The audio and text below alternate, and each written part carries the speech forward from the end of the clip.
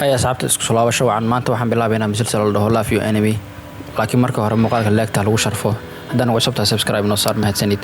haddaba sheekada muuqaalkeena hadii aan gudaha u galno waxay ku saabsantaa laba qoys oo xifaaltan soo jireen dhex yaalo kana soo bilowday kadib markii Yoon Jo-ho oo kasoo jeeday reer Yoon iyo Saek Ben-ho oo kasoo jeedo reer Siyok ay hal gabar wada jeclaadeen kadibna tartan dagaal ay ku galeen tartanka dagaalkooda markii uu kusoo gabagabooday barbaro gabadhii ayaa waxay dooranaysaa Ben oo reer Siyok kasoo jeedo xifaaltankoodii ayaa jiil ka jiil familka u soo gudbayo waxaan halkan ka arkaynaa Jiwan oo kasoo jeedo reer Siyok iyo Jinjuan oo iyadana kasoo jeedo reer Yoon labadana sheekadooda xiiso gooni ay yeelanaysaa magacay wadaagaan hal maalin way wada dhasheen iskuul weeyaan hal meelna way soo wada koreen marka waxaad u malaysaa wax walba oo noloshooda ku saabsan inay ku xifaaltameen 2006 dugsiga sare waxay ku tartameen kaaba galaaska waxaana ku guuleysanaya markaan Jiwan halka Jinjuan iyadoo arrinka ka careysan ay idna ku beerayso maamulka midowga ardayda si ay kaaba galaaska ciriiri u geliso xifaaltagan halka ugu sii wado xifaaltaga labada ka dhaxeeyo ayaa wuxuu Jiwan ka dhigay mid wax walba qatar ku ah siiba sportiga ayuu xidig ku noqday iskuulka laakiin Jinwan iyadana kama yareysato oo waxay noqotay ardayda kaalinta koowaad ee iskuulka xajisatay oo iyada ayaa iska lahaatay marba iyada galiso maalin ayaa isagoo ka bad ciyaaraya ka qasaysa si uu uga qayb galo shir ay ardayda lahaayeen wuxuuna u sheegayaa inay sugto ilaa ciyaarta uu ka dhamaysto ayadoo diidan inay sugto iyadoo ka daba cararaysa kadibna dhaawac ayaa soo gaarayo isla markaasna wuxuu qaadayaa qaybta caafimaadka iskuulka si uu ugu daaweeyo maadaama dartiis dhibkan u soo gaaray isla markaasna halka wuxuu ku ogaanayaa inuu gabadhan wax u qabo inay hayn nacayb laakiin uu yahay badalkeed oo ah jacayl halkaana sheekada waji kale ayay yeelanaysaa si walba ahaataba shirka markuu ka soo qayb galo wuxuu halka ka ogaanayaa gabadhan asiga kaliya inuuna ka helin ereeg kale oo ka helay jiraan kadib markii arday maamulka ardayda hortooda uu sheegto jacaylkiisa maalinta xigta aad buu u farxayaa markuu ogaado in ay diiday jacaylkii ardayga uu soo bandhigtay maadaama ay diyaar u ahayn arrimahaasi si walba ahaato farxadiisa ma sii waarin kadib markuu ogaaday in arday kale oo gabadhan ka helay ay jiraan isagoo doonaya markaan inuu jaanis ka abuurto ayuu wuxuu sharad kula galayaa in ay kaalinta koowaad markaan sanadkan iskaga uu ka geli doono kadibna waxay leedahay haddii ayada guuleysato in iskuulka ugu yeero markay joogaan gobolaasha iga weyn kadibna wuu ka ogolaanayaa laakiin bedelkeed wuxuu leeyahay haddii aan ka guuleysto waa inaad jacaylkayga noqotaa oo ila sahaasawdaa kadibna miyaad waalanta ay ku leedahay wuxuuna ku leeyahay maadaama aadan jeclayn inaad wiil la haasawdo xilligan sida darteed ayaan kaga guuleysanaya oo kugu qasbaya inaad sidaas samayso arrinka wayna ka ogolaanaysaa sharadka maadaama ay u malayso wiilkan sharad caadi inuu la galay inay ka warqabin inuu ka helay ayada maalmo ayaa kasoo wareegatay markaana dadaalkooda ay laba jibaarayaan si qof walba imtixaanka ugu guuleysto maalinta imtixaanka ayaa la gaaray qof walbana su'aalihii ayuu ku jawaabaya asigoo isku kalsoon maalintii natiijada imtixaanka la soo dejiyo labadooda way soo cararayaan goobtii natiijada lagu soo dejiyay ay soo cararayaan dhammaan ardaydana way imaanayaan si ay ugu marqaati noqdaan qofkii guuleysto markaan soo yeegji waa laga guuleysto oo kala labaad ayuu galay gabadhiina koowaad ayay gashay oo markaan way ka guuleysatay marka baska ayuu saaran ayuu ka dejinayaa si uu u hadlo kadibna wuxuu geenayaa darjiinka lagu baashaalo iyuu wiifuu saaran ayuu wuxuu ku leeyahay walaasha weyn ayuu ugu yeeraa kadibna hadalkaas ayaa la xumaanaya maadaama ayna doonayn inuu ninkan ugu yeero walaasha weyn ay weligood xifaaltami jireen kadibna iyadoo caraysan ay meesha ka kacaysa gacanta ayuu ka qabanaya kadibna markaan u sheegayaa dareenkiisa saxda ah wuxuu ku leeyahay aad baan kuu jeclahay waan kaa helay oo noloshayda adiga ayaan kaa fiirsanayaa wuxuuna u sheegayaa ilaa yaraantiisa noloshiisa waxay iftiinaya inay iyada tahay maadaama waalidiintooda ayna ogolayn inay xiriir yeeshaan labadooda oona qalbigiisa yeelayn inuu warkooda maqlo gabadhii markaan indha ayaa kasoo hore oo wayaaban tahay markaan riyo muruga xambaarsan kadib oo sababay xusuusihii hore waxaan arkaynaa Yoon oo kasoo kacayso hurdo sanadka 2024 oo da'dooda aan ku qiyaasayno 32 jir routiinkeedina waa isla routiinkii 18 sano ka hor kaliya farqiga u dhaxeeya ayaa ah inay waqtigan arday ahayn ee markaan ay tahay macallin sportiga iskuulka xifaaltankii labadii famil ka dhaxeeya halkiisa ayuu ka sii socdaa Mr. Yoon markaan lacag yari ayaa haysato wuxuuna ka walwalsan yahay maadaama ninka ay xifaaltamaan ahna milkiilaha shirkadda dhismaha ee Siyok uu doonayo inuu iibsado dhulka iskuulka si uu uga dhiso garoon golofka lagu ciyaaro arrinkaas iskuulka dhibaato ku ah kadib horumaro badan kadib uu ka soo sameeyay kambaniyo dibadda ah uu la soo shaqeeyay Jiwan markaan uu soo laabtay si uu la wareego ganacsiga aabihiis wuxuuna u egyahay nin adag oo aan wax naxariis lahayn qofkii qalad ka galaa wuxuuna u egyahay shaqaalihiisa inay aad uga baqaan markaan wuxuu banaanka keenayaa heshiis hoosaad u galay Mr. Back oo shirkadda u shaqeeya shirkaddana khiyaanay dhanka kale Jiwan aabihiis maamulkii iskuulka ayuu la luushay si uu Mr. Yoon iskuulka farihiisa ugu bixiyo oo xifaaltanka meesha uu sii wado dhulkan uu doonayo halka uu looga iibiyo wuuna ku guuleystay arrinka wuxuuna doonayaa in wiilkiisa Jiwan uu ku biiro maamulka iskuulka halkaas uu ka sii wado mashruuca dhisidda garoonka laakiin Jiwan ayaa arrinka ka hor imaanayo oo uu sheegayo aabihii inuuna doonaynin inuu ka qayb galo oo ka qayb qaato argudashada la yacniga ah ee aabihiis muddo qorsheynayay kadibna aabihiis ayaa aad uga caroonayo laakiin go'aankiisa wuxuu bedelayaa markuu la kulmay saaxiibkiisa hore ee iskuulka una sheego markii ugu dambeysay Yoon Jiwan uu la kulmay inay xasuusan weyday Jiwan qof la dhaho arrinka isagoo ka careysan ayuu aqbalayaa maamulka iskuulka inuu ku biiro kadibna aabihiis ayuu habeenkii kaga naxsanaya isagoo sheegayo inuu ku biirayo dhanka kale Yoon Jiwan oo tababar ku jirta ayaa kubad lama filaan ah wajiga ugu dhacayso kadibna way dhacaysaa iyadoo wareersan oo kiyaalihii ayaa meesha ugu dhacaya kadibna lagu rogsanaya halka ay ugu jabayaan isla markaasna Jiwan ayaa la kulmaysaa 18 sano kadib isla markaasna way garan weysaa maadaama aragtida muuqaalka oo cawirka ugu jiro oo kiyaal ayna wadeen markaan sida darteena qof ay garaneen amal ay u salaamaysaa kadibna way ka tagaysaa taasoo ka sii careysiinayso Jiwan maadaama hore loogu sheegay inay garaneen haddana ay iyadoo qof aan garaneen amal ay u salaantay laakiin sheekada waxay ka sii daraysaa Jiwan oo noqday markaan madaxa iskuulka la doonayo in la isbaro asaga iyo Jun Jiwan wajigiisa ee la noqonayo Jiwankii dhalinyarada ahaa inkastoo riyooyinkeedii hore Jiwan caanka si tartiib ay ugu taaba jirtay laakiin markaan qarjuufo ay ku qabanaysaa isla markiina iskuulka ayaa arrinkii ku faafay oo qarjuufadii ay ku qabatay isla markaas qarjuufo kaliya uma sameyn ee way kala tuurtay sidoo kale marka arrintii ayaa dadkii isla dhaxmarayaan Jiwan arrinka aad ay ugu faraxsan yahay maadaama uu xaqiiqsaday markaan inayna helmaamin oo ay xasuusato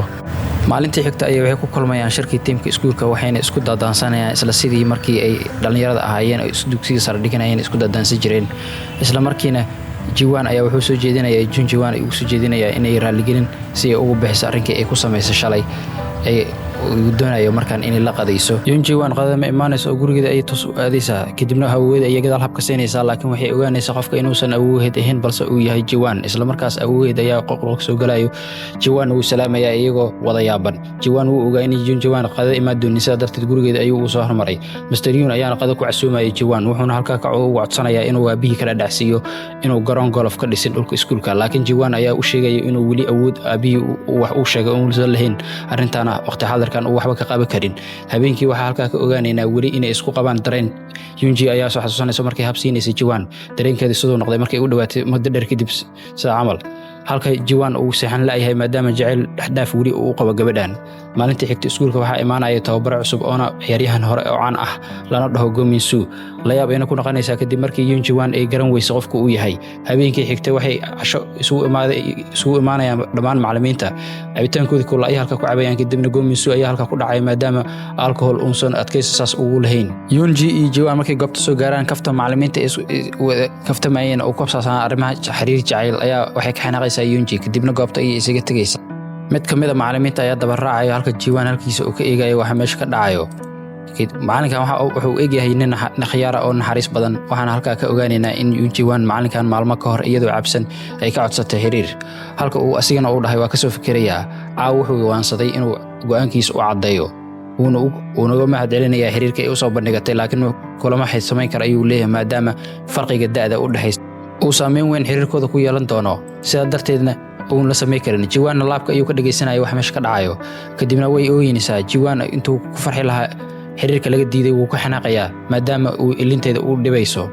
macallinkii halku markuu isku dayo inuu raali geliyo aamusayna waxay u sheegaysaa in didmadiisa ayna ka ooynin halka nolosheeda u jihaysay ay ka xunta sida darteedna uu ooynayso markay Ismaaciil salaamayaan kala tagaana Jiwan wuu naxayaa kadibna baaldi weyn oo meeshii ayuu ku dhacayaa oo ku dhex khatarmaya Yoonji markay maqasho dhawaqa meesha ka yeeray way cabsanaysaa kadibna laabka ay galaysaa markuu ka bixi waayay ceeb darteed ayuu ogolaanaya ceebta ayuu iska ogolaanaya kadibna wuxuu iyadoo wacaya caawin ayuu weydiisanaya Yoonji markay aragto inuu meesha ku dhex jiro laabkana uu ku jiray aad ay ugu xanaaqaysaa kadibna waxay u leedahay maxaa halkan ka soo jirisay wuxuuna leeyahay aniga waxa uu mid halkan inaan sigaar cabo uma iman in adigu soo daba raaco laakiin waxay leedahay aniga ay daba raacay ma ku daba raacin ayuu leeyahay laakiin marka ay arkay ayaa laabka iska galay ayuu leeyahay laakiin waxaan ka xanaaqsanahay ninka odaga inuu sida ku galo oo qalbigaada dhaawaco Yoonji ayaa weydiinaysa sababta uu halka ugu soo laabtay nolosheeda iyo iskuulka ma waxaad ka u timi inay igu jeesto maadaama nolosha aad wax horumar aan ka samaynin oo meeshii ay iga tagtay wali aan joogo halka adiga horumar aad samaysay ay ku qaylinaysaa waxayna u sheegaysaa inay nacab tahay meeshii ay isagu ku jiray isaga tagaysaa markuu ka soo baxo rafasho dheer kadib kulanka uu ku soo laabto ayuu wuxuu maqlayaa macallimiinta oo ka hadlayo fiyoora ka baxa iskuulka 4 sano la soo dhaafan aan soo bixin iskuna haystaan sanadkan uu soo baxaya iyo ma soo baxayo Yunji ayaa si kalsooni ku jirto u dhahayso sanadkan ma soo baxayo isla sidii isku ahayeen dugsiga sare Jiwan ayaa fursadan ugu faa'iideysanayo inuu la galo sharad ah haddii fiyooraha sanadkan uu soo bixi waayo ayna guuleysato inuu shaqada iska casilayo kana tagayo iskuulka laakiin haddii uu soo baxo asagana uu guuleysto waa inay saaxiibtiis noqotaa ay wada socdaan jacaylkiin la wadaagtaa dadkina markaan waxay ogolaanaysaa Yunji subaxdii xigta Yunji markii iskuulka timaado waxay ka helaysaa inay dhammaan ardayda la socdaan sharadka ay gashay aad ayna ugu xumaanaysaa arinta sheekadan waxa uu sii darayso dhammaan ardayda waxay taageersan yihiin Jiwan حتى geedka ay waxay u dhajiyeen warqado ay ku taageerayaan Jiwan Yunji ugu digayaan in geedka taabato ama ay waxyeelayso laakiin Yunji dhibaatada ugu weyn ee haysato maahan sharadkan ay gashay ee waa macallimiinta kale oo ka faa'iideysanaya maskiinimadeeda iyo daacadnimadeeda maadaama ay wax walba shaqo ay leeyihiin ay iyada u dirayaan iyadana ay ka diidaynin inkastoo ay ogtahay inay ku danaysanayaan laakiin way iska fulinaysaa arinta ayadoo dhowrayso qalbiyada dadka kale inay waxyeelayso ay shaqo walba ay ka doonaan u qabanaysaa markan stresska ay arrimahan ka qaaday si isaga baabiiso ay wixii u aadaysaa meel khaas u ah ay ku soo nasato waxaana soo raacay Gominsu sidee wax kaligeed u rahaato waxay u sheegaysaa meeshan inay tahay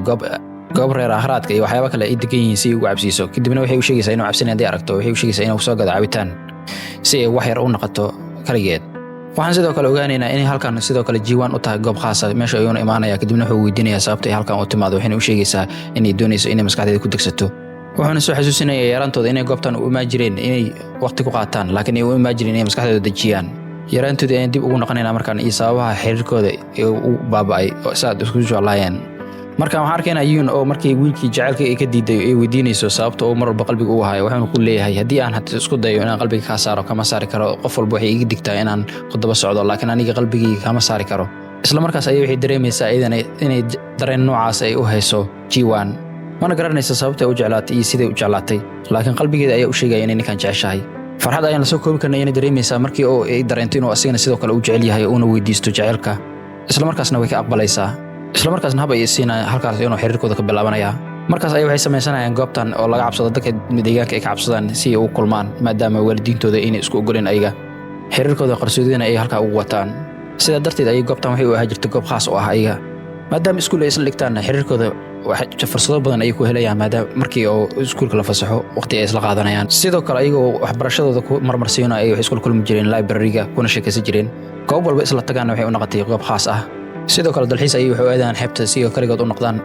sidaa u sii ahaataba maalin ay wuxuu hilmaamayaa ballan uu lahaay kadibna wiilasha waa iska taqaanaa banoonigiisa ayuu iska aadayaa kadibna waqtiga ayuu kuluminayaa gabadhii sida ay ku xanaaqaysaa dagaalkooda ugu horreeyay ayaa halkaa xiriirkooda ka bilaabanayo maadaama dad aad u yar yihiin xiriirkana uu horeeyo xiriirkooda waa iska bambadii camal hore ay ku qarxayaa wax yar haddii qofka qalad uu sameeyo sidaa darteed ayayna isku dagaalayaan kadibna way ka tegaysaa sidii caadada gabdhaha ay ahayd eraya in ugu talagelin ayay ku dhawaaqaan markii wiilasha la dagaalamayaan kadibna waxay ka sugaan in xaaladda uu saaxiibkeed uu dejiyo sidii ayayna noqonaysaa guriga ayay ku sugaysaa inuu imaado kadibna uu raaligeliyo dirishada ayuu dhagaxyo ugu soo tuurayaa markii ay maqasho ballantoodana waxay ahayd 3 dhagax markuu ku soo tuuratay isdagaalan inay soo baxdo laakiin way ku adkeynaysaa oo dhowr dhagax ay ka sugaysaa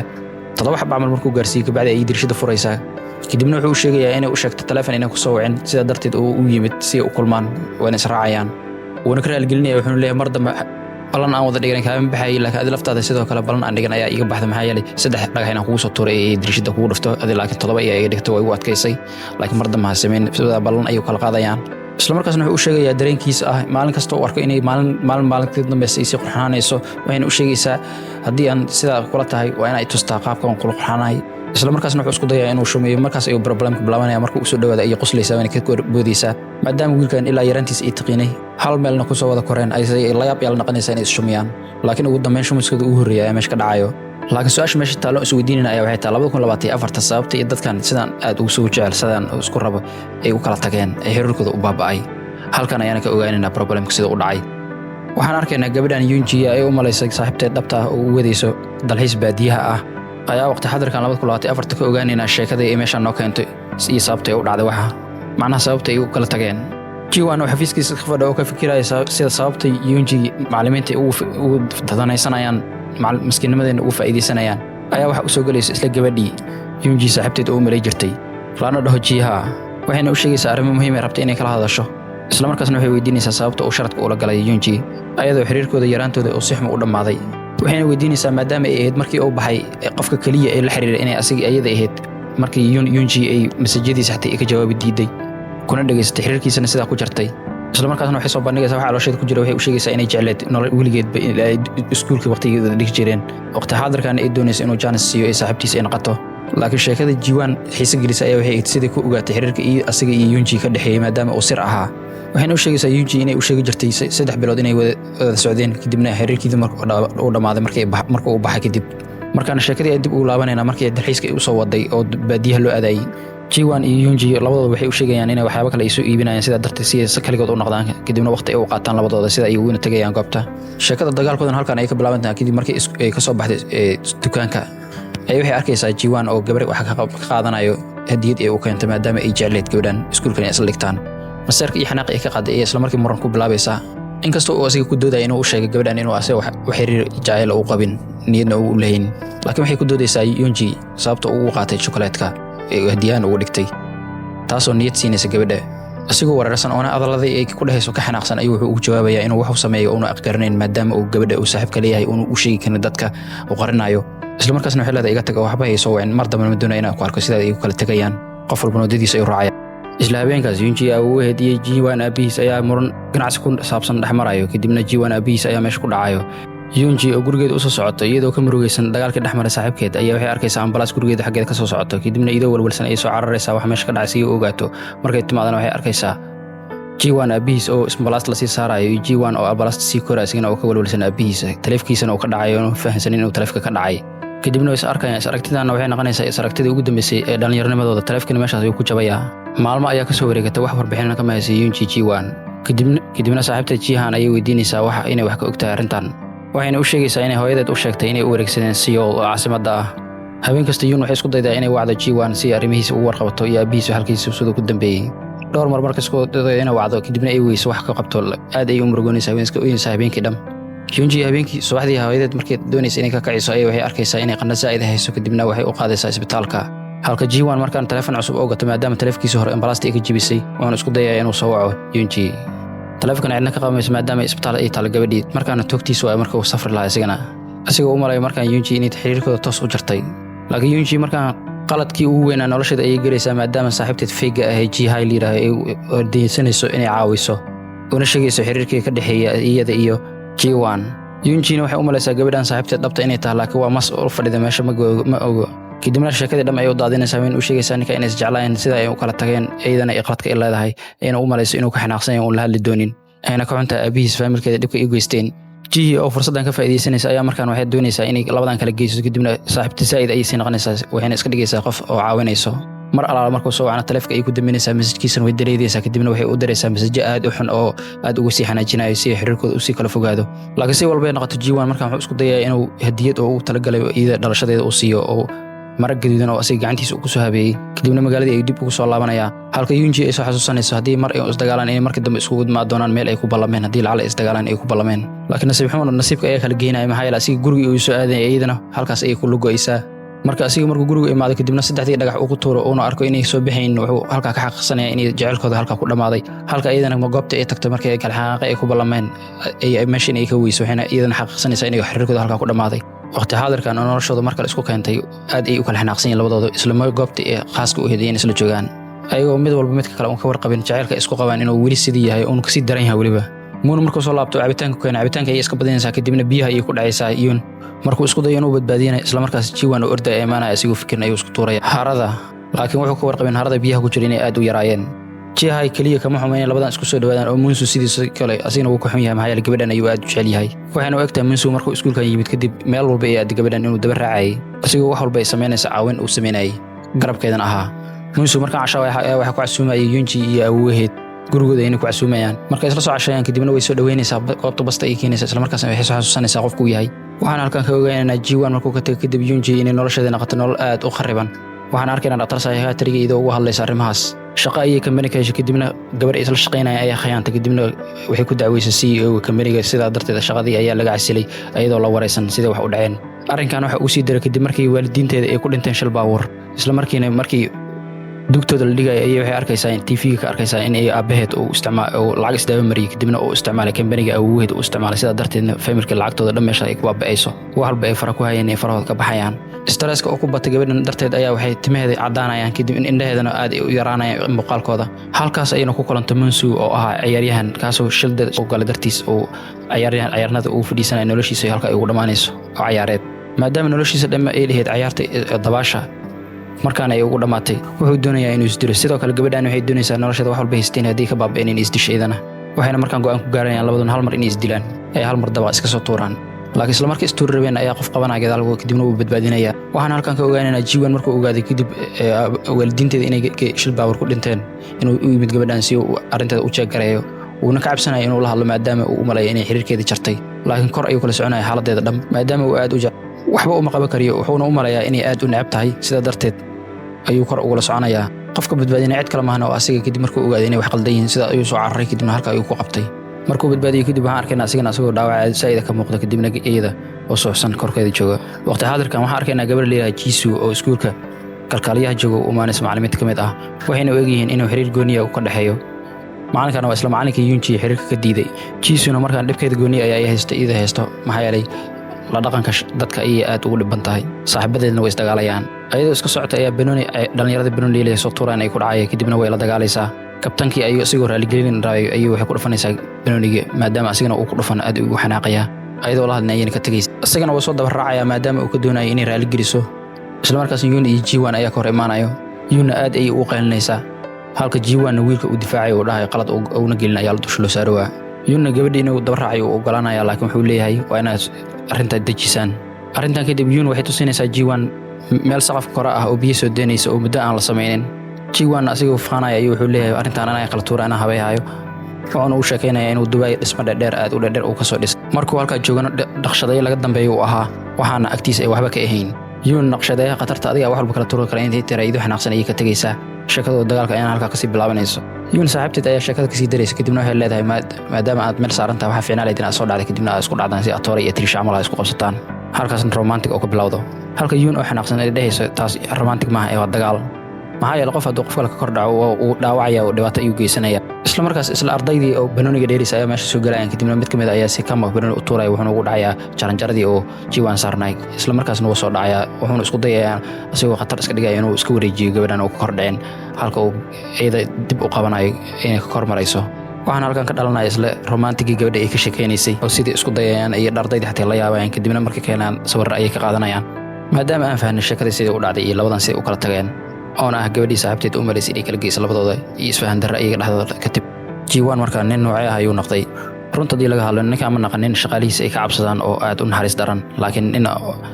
aan dulmiga u dulqaadan weeyaan qofkii qaladkiisa ku qaada welina wuxuu u taagan yahay Yun inuu difaaco macallimiintu waxay ku sameynayaan iyo qaladaadka ay galayaan doo arkana aad ayuu ugu hormaanaya kadibna wuxuu u sheegayaa gabadhan inay kaliya tahay macallin sporti wax kale aan qaban karin cidii waa u dirataana shaqada ka ciirido markuu ogaado qorshaha aabihiis wato ee ah markii uu shaqada la wareegay iskuulka oo uu doonayo Yunji awgeed inuu meesha ku ceebeysto kadibna booskiisa uu kala baxo qorsho arrintaas u hortago ayuu degayaa wuxuuna sameeyay dhammaan ragii oo aabihiis uu talagalay inuu Yunji awgeed ku ceebeysto ayuu meel kale u dirayaa si uu soo baashaalaan xafladda iskuulkana isla ardayda iskuulka ayaa ka heesayaan kalsoonida ardaydana aad ayuu ugu guulaysanaya dhammaan uu iscabinaya markuu qudbeynayo halka aabihiis markuu isku dayo inuu qudbeyna ay ku orinayaan sidoo kale wariye ayuu meesha ku casuuma waxaan dham oo duubayo si uu hortago aabihiis inuu wax sameeyo shaqadan uu ka ciiriyo kuna adkaato marka inuu shaqo ka ciiriyo maadaama ay asiga dhibaato ku noqon doonto hadii arrintaas sameeyo ardayda iskuulka waxay ka soo jeedaan duu sameeyo aabihiis oo xanaaqsan ayaa xaskiis wuxuu ku leeyahay wiilkan guriga ayaan ka ciiri doonaa laakiin tay qosasho ay waxay leedahay midga ma u maleysaa nin yariis ma u maleysaa nin weyn waayo markaan shaqaystay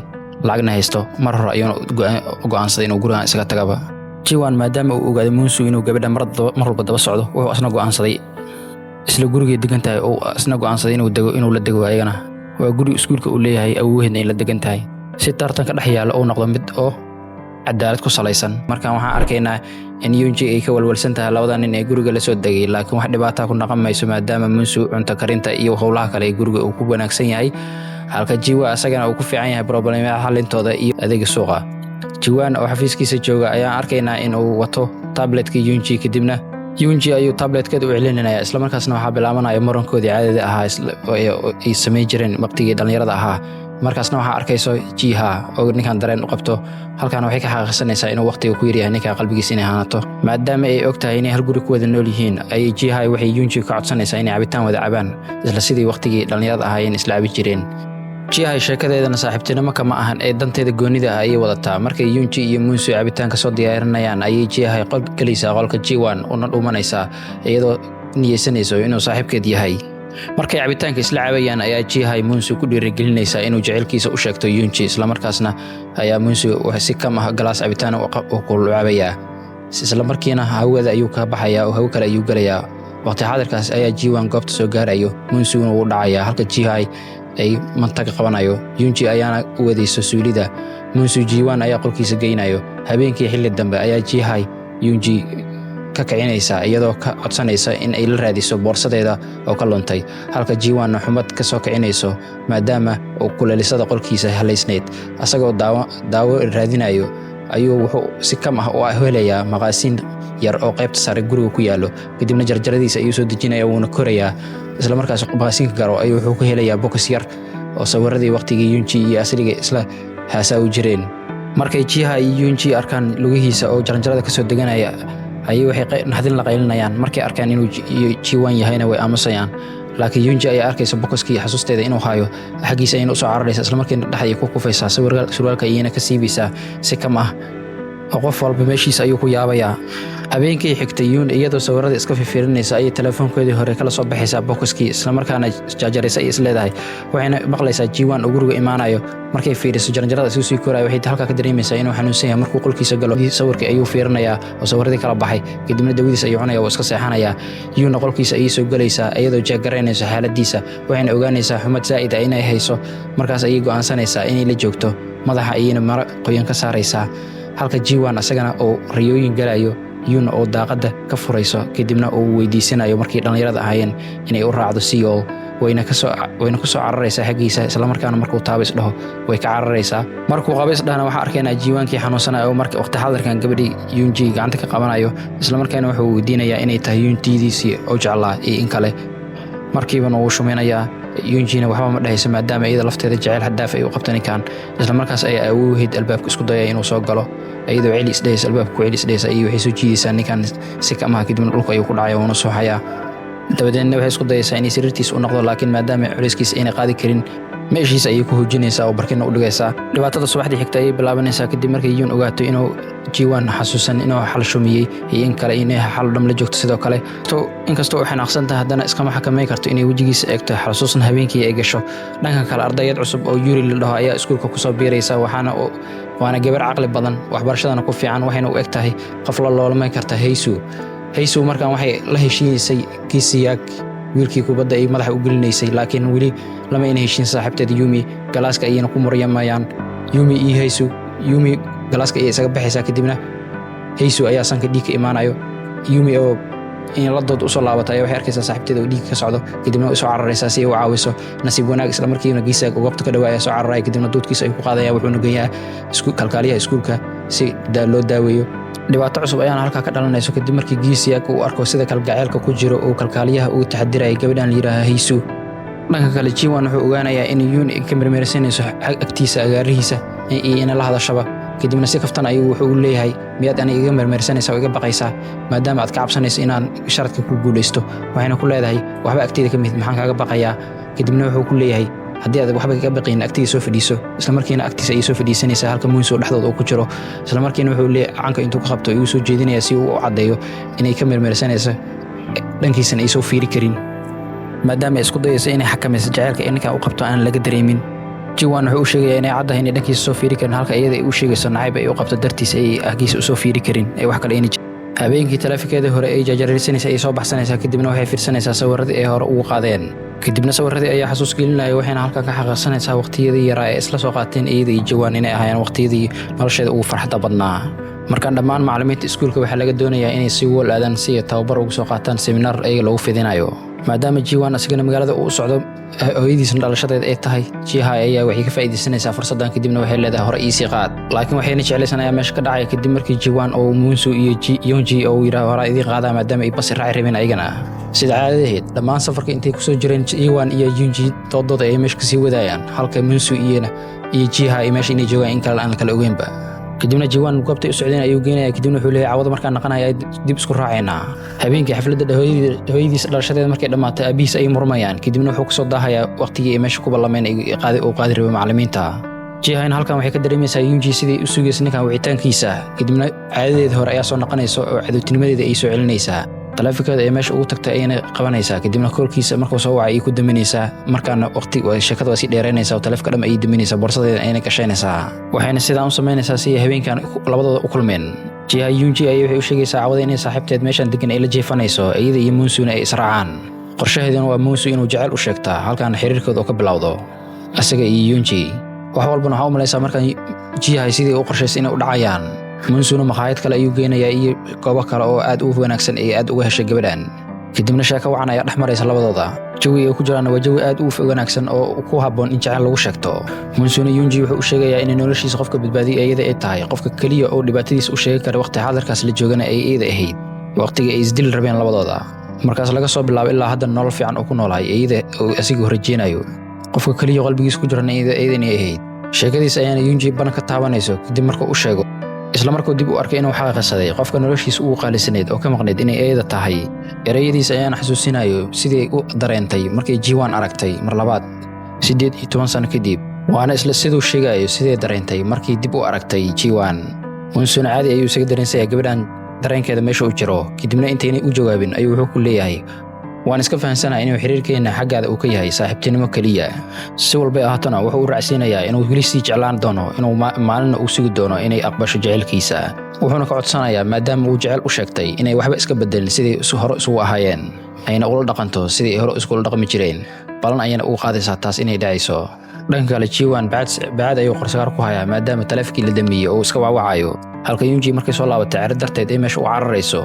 kadibna Jiwan ayaa arkay idoo meesha ka cararayso wuuna soo daba raacaya markay kufta ayuu isku dayaa inuu caawiyo wayna ka diidaysaa inuu caawiyo kadibna wuxuu soo wadayaa si uu baawar u saaro gurigeedan ugu wado laakiin iska fujinaysaa waxayna ku leedahay maxaa waxaan dham u sameynaysaa maxaa nolosheeda ugu soo laabatay gurigeedan ugu soo laabtay 18 sano kadibna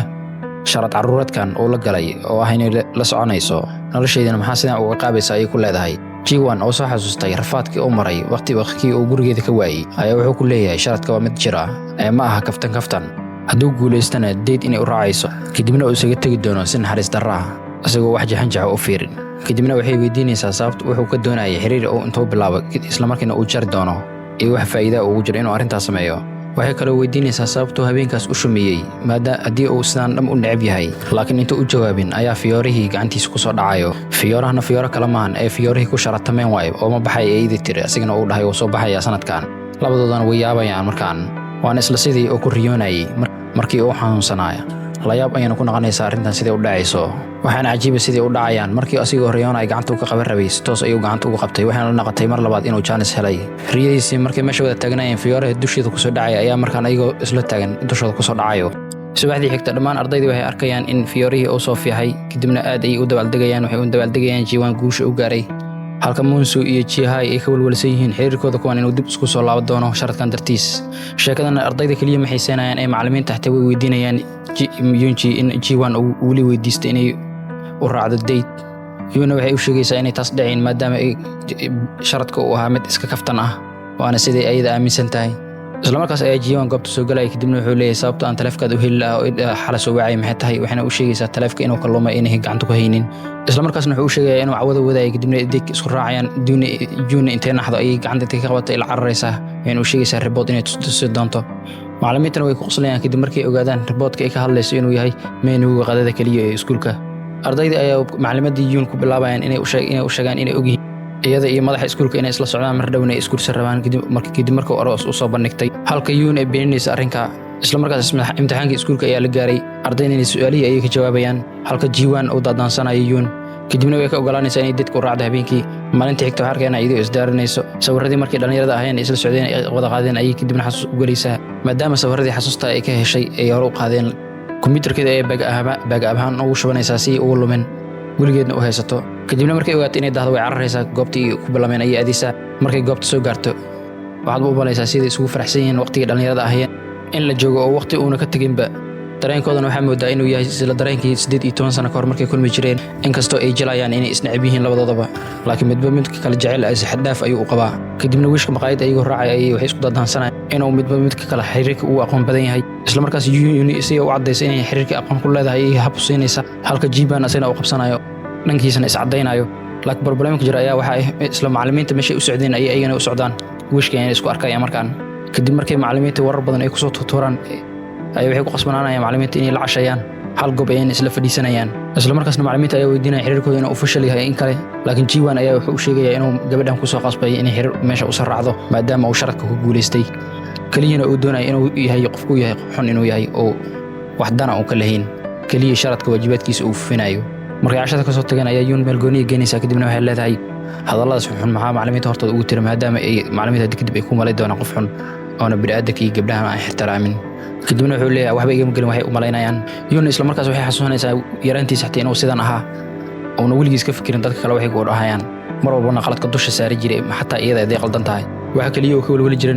iyada inay dhankiisa tahay kaliya ay ahayd waxay kale oo ka soo hor ay dadku u malayaan problem dhammo arki jirin asiga erayada lexleexadka aan lahayn oo ku dhahayna aad ay ugu farxi jirtay kadibna sheeko yar ayaa dhaxmaraysa oo intii 18 sano kala maqnaayeen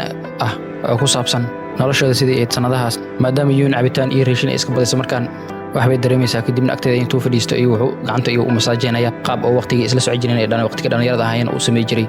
kadibna masaajkaas inta ka heshay ay hurdaysaa markaan uu soo qaadaya waxaan arkaynaa isla qaabka uu soo qaaday markuu badbaadinay markii isdil rabtay ayuu markaan doodkiisa ugu qaadaya si uu baawrkiisa u geeyo gurigeedana uu wado Yuna markaan waxay soo kacaysaa asigoo geedkeeda fadhiyo oona jiifo kadibna si tartiib ay caanka ugu taabay isdhaysaa markay ka taabatana oo ka soo kaco soo fiiriyana caanka ay ka dharbaxaysaa iyadoo iska dhigayso inay dhakani caanka dilis habeenkii waqti dambe ay xaafadda soo gaarayaan kadibna Munsu ay arkay labadooda la socdo subaxdii xigta waxaan arkaynaa Munsu inuu dareenkiisa xaji karin oona xakamay karin kadibna Yun ayaa weydiinayso haddii uu ka xanaaqsan yahay iyo in kale laakiin wuxuu u sheegayaa inuu ka xanaaqsanayn laakiin uuna waxba ka sameey karin maadaama ayna asiga jeclayn oona jeclaan lahaa inay asiga jeclaato saaxiibtiisna ahaato laakiin si walba ahaato wuxuu u sheegayaa inay Jiwan inay banaanka u raacdo oo aad ugu xumaaday dhanka kale Jiha ayaa baheed oo ah siyaasi qaybna ka ah mashruuca golofka ee Jiwan Abis uu wado ayaa markaa fursad meeshan ka arkay inuu gabadhiisa Jiha uu ku daro Jiwan Jihayna aad ay ugu farxaysaa arrinkan maadaama Jiwan ilaa yaraanteeda ay jecleed iyadana iskuulkana haysu aad ay u xanaaqsan tahay kadibna Yuma ayaa Giisiya ku sheegayso sababta ay u xanaaqsan tahay inay tahay gabadha cusub ee ardayda Yuri la yiraahdo inay imtixaanka ugu dambeeyay ee kaalin koowaad u gashay eedana labaad ay gashataan ay ka xanaaqsan tahay waana markeedii ugu horeysay ee labaad gashay kaalin koowaad laga baxsado Giisiya markaan soo sab isdhahay wuxuu arkayaa inay la joogto kalkaalihii iskuulka kadibna garabka uu ka hayo arrintaana aad ayuu xanaaqayaa laakiin markuu arko kaligood inay meesha ku jirin wuu isdajinayaa laakiin wuxuu isku dayaa inuu goobta ka wado haysu markay dareento Giisiya inuu arrinkan ka xanaaqsan yahay isla markii gacanta ay ka qabanaysaa goobta inay kala cararaysaa ayadoo xanaaqsan ay banaanka geynaysaa kadibna waxay leedahay maxaa meel walba aad iga soo daba raacda adigu waxba ii sheegeen laakiin dareenkaad inuu nooc kale aan u dareema kadibna Giisiya ayaa ku dhahay ma garanayo sababta laakiin waxaan u malaynayaa inaan ku jeclahay una qaranayaa inuu jecel yahay isla markaasna wuxuu u sheegayaa inay joojiso waxay la sameynayso kalkaaliyaha iskuulka asagoo wax fahan ka haysan xiriirka u dhaxeeya iyada iyo kalkaaliyaha laakiin taa aad ay u xanaajinaya kadibna fiir ay ku dhufanaysaa laakiin meel agtooda ay Yuri taagneed kadibna waxa meesha ka dhacay ay fiirsanaysay waxayna u aragtaa waxaan wax caruurnimo iyo waqti lumis kadibna goobta ay sii tagaysaa Jiwan Abis asigoo la cashaynayo Jiha iyo halka wuxuu ka ogaanayaa inuu wiilkiisa la nool yahay Yunji awooheed cadawgiisa uu weynaa inuu gurigiisa la joogo isla markaas asigoo xanaaqsan ayuu gurigiisa u aadayaa dhanka kale Yunji iyo Jiwan guriga ay imaanayaan ayadoo awooheed asagoo naal xirayo nalkii inta ka soo fakado oo soo dheeraw Jiwan isla markii carray kadibna intuu dhicin ayuu qabanay isla markaasna Jiwan Abis oo meesha tagna ayaa arkay arrintaas u dhaceys kadibna intuu soo carray ayuu isagoo xanaaqsan ay darbaxsho ku kubaya Jiwan uu isdeejinaya halka Abis oo kontrolka u lumay kadibna uu leeyahay xantaan ay soo gaartay maxay tahay oo gabadhan inaad la wada socotaana wuxuuna ku canaanayaa inuu ka leexdo dadka oo levelkiisa aan ahayn oo ka hooseeyo Jiwan markaa Abis ayuu soo wadaya kadibna gaarigiisa ayuu keenayaa asigoo u dhageysanayo dhammaan hadallada qallafsan ee afkiisa ka soo baxay haddaba xiriirka meeshiisa ma kasii doonaya ama soo jooji doonaya Jiwan markaan xisaab ay isku dhafsanaya kadibna halka waxa uu soo baxay in Jiha reebshkan dhibaatadan dhammo ay ka dambeysay iskuulka ayuuna isla markii imaanaya markuu imaadana wuxuu arkayaa iyadoo taleefka Yun hayso kadibna laba dar mid door ayuu ku leeyahay waa in ay sheegtaa si walba wax u dhaceen baaniga ayaa waxaan arkay indhihii ku arka sheegayo iyo waxa ay sheegtaba laakiin isla markii waxay ka codsanaysaa inuu Yun u sheegin taleefkeeda inuu hayo aydan ay dib ugu celinayso isla markaas ayaa Jiwan wuxuu weydiinayaa Jihay sababta ay sidaan dham ugu sameynayso saaxiibteed qaaliga ah halka Yun wiligeed ay u haysatay saaxiibteed qaaliga inay tahay inay jecleed Jihay ayaana u sheegayso sabab waxaan ay u sameysay dham inay tahay asiga dartiis qofkii ka xumaanaya inay xabba ay ka gelin kaliya ayada ay doonayso inay asiga hesho laakiin mar walba is aragna waxa ka hadashay Yun laakiin Yun waxa mar walba dhaawac aniga ma hayay leedahay ee waa adiga marka u soo laabatay adigoo caafimaad qaba hantina haysto Yun taa waxay ku noqotay sun ay ku noqotay ay ku leedahay guriga markuu soo socdo ayuu feeray geedka fiyoora agtiis istaagayaa kadibna wuxuu arkayaa geedka inuu yaray fiyoorihii u soo daadinayay taas oo u maleysay xiriirkii ay ku bilaabeen sharadka inuu halkaan gabagaba markaan yahay subaxdii xigtay Yun geedka ay imaanaysaa kadibna waxay arkaysaa iyadoo murugsan inuu geedkii sida uu joogsaday fiyoorihii u soo daadinayay Jihay ayana isla markii imaanaysa kadibna waxay leedahay ilaa hadda ma ana fahmin sababta sharadkan u galeysaan iyo waxa ka damacsan tihiin laakiin kaliya waxa meeshan ka arkaa inaan adiga dhibaato ku soo gaarayso ay ku leedahay aydan arrimaheeda khaaska wadata ay saaxiibtinimo ugu talinaysaa inay shakadan joojiso Jiwan ay isaga tagto maadaama Jiwan oo dareenkeeda uu ku ciyaarayo Yun ayaa isla markii ku jawaabayso inay ogtahay inuu ku ciyaarayo dareenkeeda ayna la socoto arrinka laakiin iskama fogeey karo mana ka diidi karo wax u sameynaya ay ku leedahay kadibna Jihay ayaa ku leedahay sababta sida uu sameynaysa maxay tahay waxayna ku leedahay hadda ka hor eray ugu dhahay ilaa hadda qalbiga ku jiro oo ah wiligeeda waxaan doonayaa inaan farxad igu noolaato sigoo farxas adigu wijiis aad ugu dareemayso inuu aad ugu farxsan yahay hadalka uu ku dhahayo maalinkan waxa u maleynaya dunida korkeeda inaan saaranahay ay ku leedahay maadaama xiriir yaraanteen xiriir xisaas oo qata dheer una soo dhaxmaray haddana aragtidiisa aad ayaan ugu farxaya ay ku leedahay waana ogahay inuu mar kale iga tagi doono Yun isla markaas gurigeeda ay aadaysaa ayadoo oonayso halka kombiyuutarkii backup-ka taleefka uu sameynayay uu u buuxsamay markaan sawirradeen kombiyuutarka ay u galeen laakiin foldarrada kombiyuutarka ay waxay ku arkaysaa folder ku cusub oo message spam laga dhigay ay ku jiraan kadibna message-yadii hadday furto waxay arkaysaa message-yadii taleefkiisu marka ku dhamo ka bacdi oo ka jabay taleefka kale cusub oo soo diray ay Jihay spam ka dhigtay asigoo ka sheekeynaya noloshiisa sidee noqotay iyo sida uu jecel yahay wili isla markaas dareenkeeda soo aad u kacay soo cararaysa xafiiskiisa inay soo cararaysa markay timaadana way ka weynaysaa goobtii dhanka kale Jihay baawarkeeda iska fadhiisanaysaa iyadoo oonayso halkaana waxay ka xaqiiqsatay Jiwan inuu wiligeed noqon doonin saaxiibkeed markaana waxaa arkaynaa Jiwan oo Yun awooheed aad u canaananayo maadaama uu sharad nolosheeda uu ka dhigay sharafteedana uu meel ugu dhacay laakiin Jiwan ayaa dhahayo waa inaan wax ku sheegaa Yun ilaa hadda waxay fahmi laadahay sababta uu Jiwan ugu xanaaqsan yahay maadaama uu aad u jeclaa waqtigaas aydan ay garanin wax qalad ay ku samaysay una maleynaysa inuu asiga ka tagay isla markaasna kursiga macalinka ay hoostiisa waxay ka arkaysaa taleefkeeda u yaallo isla markaasna Jiwan oo guriga joogaya wuxuu helayaa kursiga hoostiisa warqad ka helayaa oo ay qartay Yun markay ay yareed oo erayo aad ay ugu xanaaqsan tahay Jiwan oo ku qortay kadib markay weysay warqadan waxay ugu rajeynaysaa inuu nolol kaliidnimo oo ku noolaado oo wax saaxiibtinimo iyo gabar uu jecel yahay uu helin warqadan waxay ku sheegaysaa xanaaq ay u qabto inuu wiligiis tagay oo tageen maadaama ay aad ugu xiistay aadna ay u jeceshahay ka tagitaankiisana ay qaabtay ugu xumeed ee nolosheeda ay soo martay ay noqotay waxayna rajeynaysaa haddii xataa dhammaan dhibaatooyinka adduunka ugu xun ay ku soo dhacaan hataa maalmaha kamid inuu soo laaban doono markaan Jiwan Yun ayuu wuxuu ka helayaa iyadoo fiyoorihii hoos fadhido wuxuuna ku leeyahay sharadkii wuxuu ahaa kaliya fiyoorahan intuu socdo fiyoorahan uu joogsaday waa inaan joojinaa sharadkan xiriirka ku salaysan wuxuuna soo jeedinayaa in iska hilmaamaan sharadka ay ku shartameen halkaan ay ku joojiyaan markaana xiriir toos oo sax ay bilaabaan oo aan ku salaysnayn sharad Yun ayaa ka soo har markaan iyadoo la yaaban hareerada afkiis ka soo baxay ninkan wuxuuna u sheegayaa waqti xaadirkan in uu dolaado karin wax yar inay agiis ka maqnaato waxna macnaa agteed kama ahan uu leeyahay hadii ay hore iga tagtay iyo hadii ay dad kale ay jiraan oo xiriirkeena ka soo horjeedo intaba kaliya muhiimadana ay tahay sidaan dareemay in adig dareemayso xiriirkeena sidaas uu sii jiraayo marnaba uu go'ay doonin isla markaasna habay siinaysaa iyadoo farxad la ooynayso oo u mahad celinaysaa inuu nolosheeda ku soo laabto si uu ugu soo hortago dhibaato kale oo xiriirkooda ku timaado wuxuu markaan go'aansaday inuu guriga ka guri gooni u guuro Jiwan laakiin taas kama hor istaagayso inuu xiriirkeeda meesha ka sii socdo maxaa yeelay habeenka way kulmayaan iyadoo ku soo marmarsiinayso inay almita aadayso waana isla sidii dhalinyarada markay ahaayeen xiriirkooda si dhumasho ay ugu kulmi jireen waqti fiican ayay sidaan ku qaadanayaan xataa guriga duu ku guuro Jiwan aabiis markaan wuxuu go'aansaday inuu wiilkiisa daba dhigto oo shaki weyn ayaa ku beeran Jiwan wuxuu doonayaa aabiis inuu noloshiisa ka saaro oo afaarihiisa hoos uuna soo gelin wuxuu u sheegay aabiis inuu faraha ka daayo noloshiisa hoose haddii kale xataa ay noqon doonto inay xiriirkooda ku galgo oo waalidii wiilkiisa ah Jiwan noloshiisa isbedel weyn ayaa ku dhacay markaan aad aynu ugu farxaya guriga markuu ku soo laabto saaxiibtiisa 18 sano ay ismoogayeen markuu arko iyadoo guriga u dhex joogto kuna sugayso dhanka kale macluumaad maaya waxay doonaysaa in markaan xiriirkeeda soo bandhigato oo ay u qabtay Mr. Han oo ah kalkaaliyaha iskuulka muddo dheerna ay qarinaysay geesinimo ay iska raadinaysaa markaan waxay doonaysaa habeenkii inay casho ku casuunto laakiin nasiib xumo isla markaas ayaa waxa imaanayo naag oo u eg Master Han ma aad muhiim ugu tahay noloshiisa isla markiina wuxuu leeyahay gooni ayaan u baahanaa si aan wada hadalno macallimad Mayaan qorsheys halkaas ay ku baaba'ay marka waxaan arkaynaa xaflad oo Jiwan u dhigay macallimiinta iyo dad asxaabtiisa dhammaan dadka dhamna way baashaalayaan haddii laga reebo Jihai wayna ka soo baxaysaa kadibna xeebta ay isku soo aadaysaa dhanka kale dagaalkii familada u dhaxeeyay si hoos ayuu u socdaa waxaan arkaynaa Giyan Hun oo Diyun awgeed soo korsaday sida wiilkiisa amal u soo koriyay inuu u shaqeynayay Mr. Siyok si hoosana ugu shaqeynayay una khiyaanayay Mr. Yun si oo Mr. Siyok mashruuciisa golf in meesha iskuulka laga dhiso uu fuliyo Jihai oo xeebta isku socota ayaa hirka nixinaya kadibna iyadoo dhex rabta waxa qabanaya Jiwan isla markaasna kabteeda ayaa biyaha qaadayaan markuu arko inay saamacada socotana kobihiis ayuu u siibayaa Jihaina waxay soo xasuusanaysaa sababta ay ninka u jeclaatay inay naxariista uu sameey jiray oo isla naxariistii oo hadda sameynayo waqti xaadirkaas ay jeclaatana waqti ay wax ka qaban karto meehin maxaa yeelay Yun ayuu hore u jeclaa markaas Jihaina Yun way jecleed lafteeda oo saaxiibteed way ahayd laakiin waxa uu ka awood badiyay jacaylka ay wiilka u qabto sida darteed ayay cadownimo ugu qaatay oo khiyaantay halka Yun wiligeed ay ka shakin Jihai inuu u malayso saaxiibteed dhabta ah aadna ugu kalsoon tahay ilaa haatan waana sababtaas darteed ilaa haatan waxay u jeceshahay Jihai Yun sidoo kale waxay u necbtahay inay Yun ay tahay qof aad u wanaagsan wanaageedana ayuu ku nacday ayadoo u egtahay in dhankaas ugu maseersan tahay Jihai markaa waxay isku dayaysaa Jiwan inay wax walba u sheegto laakiin wuxuu u sheegayaa inay asiga waxba ay ka qalad ka gelin laakiin qofka ay tahay inay u sheegto ay tahay Yun in afis weydiisato maadaama ay dhankeeda ka soo weerartantay isla markaasna waxay ballan ku qaadaysaa inay Yun u sheegayso wax walba ay dhacay dabadeedna ay noqon doonto saaxiibteed dhabta ah tamana ay khiyaani doonin kadibna Jiwan iska baxaya markaan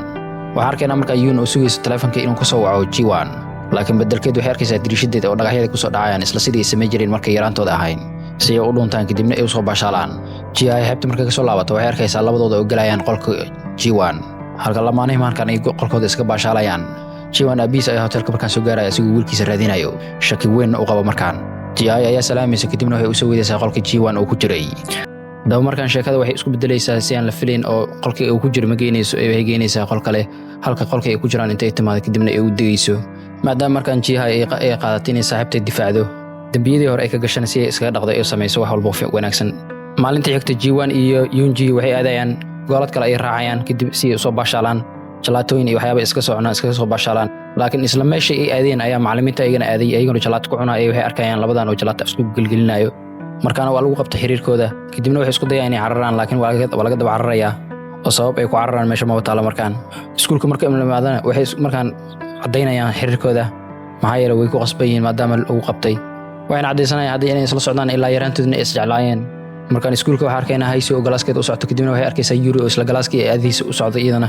maadaama isku galaas ay noqdeen markaan haddana si walba haata galaaska marka lagu jiro qof walba waxay u baranayaa halka Yuri ay iska jiifto taleefkeeda ayaana soo dhacay kadibna ardayda dham ayuu dhibayaa Hayso ayaana aad u caroonaysa arrintan kadibna waa intay u timaado ay borsadeeda qabatay alaabteeda meesha ugu shubaysaa kadibna u sheegaysaa taleefkan soo dhacay oo dadka dhibaya inay ka qabato ama ay damiso Yuri idoo xanaaqsan ayuu jawaabaysaa kadibna waxay ku leedahay taleefkan kama xanaaqsantay waxa ka xanaaqsantay inaan kaalin kuwaad ka galadina labaad gashay maadaama abaashaal iyo niman aan la saaxiibta baratay sidana waxbarashadii ku seegtay sida ayaan kaaga galay ku leedahay kadibna ugu dambeyn way isdagaalayaan laakiin Yun ayaa ka soo gaaray kadibna kala celinaysa waxayna u wadaysaa meeshii daawada markii gabadha dhaawac yar gaaray laga daawiyay kadibna xisada labadiin Israa'iil galiya halka ay isku raal gelinayaan habeenkii Yun iyadoo isdhexaysa dhowma ay waxay ka hor imaanayaan Munsu kadibna wuxuu weydiinaya halkay u socoto isla markaasna wuxuu u sheegaysaa inay xiriirkeeda Jiwan ay soo laabeen haddana asiga ay u socoto ayna kala garawaysa inay u sheegto inay ka qariso midii wanaagsanba laakiin hadda ay ku qasbantahay inay u sheegto kadibna wuxuu sheegayaa inuu shaki hor ugu qabay inay xiriirkooda soo laabtay waxba inay yihiin taas aad ay u mahadcelinayaan maadaama ay u sheegtay inay ka qarin sidii hore oo isku ahayn camal ay ula dhaqantay waxba ay raaligelinayo leeyahay kadibna way ka tagaysaa subaxdii xigta macallin Mayaan ayaa waxay arkaysaa labadooda gacmaha isku dhigan kadibna romantigooda meesha ka wato xiisadii kadib xan ayaa iskuulka lagu faafinayaa oo ah Hayso iyo kalkaaliyaha iskuulka inay xiriir hoosaad leeyihiin qof walbana sawirka ayuu arkayaa lagu soo faafiyay halka Yuri sawirka ay arkaysaa laakiin aad ay u xumaanayso Yumin ayaa sawirka tusaysa Hayso isla markaasna Hayso waxay u malaynaysaa in Yuri ka dambeysay arrintan kadibna way doodayaan ayagoo doodaya maamulka xogeynta arkayso kadibna waxay u wadaysaa qaybta caafimaadka iskuulka si ay kalkaaliyaha ugu tagaan kadibna kalkaaliyaha sawirka la tusaya waxaan la weydiinayaa xiriirka asigii gabadhan ka dhaxeeyo oo iskuulka ku soo faafay macallimad Maya ayaa isna goobta soo gaarayso ayadoo sawirka fiirinaysa isla markaa waxayna u sheegaysaa sheekada qaab qaldan in loo fasiray ayna sida ahayn Hana isla markaas wuxuu sheegayaa gabadhiis inay tahay oo uu aabaheed yahay dhanka kale waxaa arkaynaa Yuna uu iyo Jiwan abiis oo murmayaan kana murmurayaan arrimo ku saabsan ardayda. Yuun awgeedna aad ayuu u xumaanaya kadib markuu arkay wiilkii uu soo korsaday kadibna uu maleynayo wiilkiisa inuu yahay oo la jirayo Master Siyok asigana ka soo horjeesanayo. Laakiin wuxuu ku farxayaa halka Jiwan oo garabkiisa u taagan yahay uuna doonayo iskuulka inuu badbaadiyo.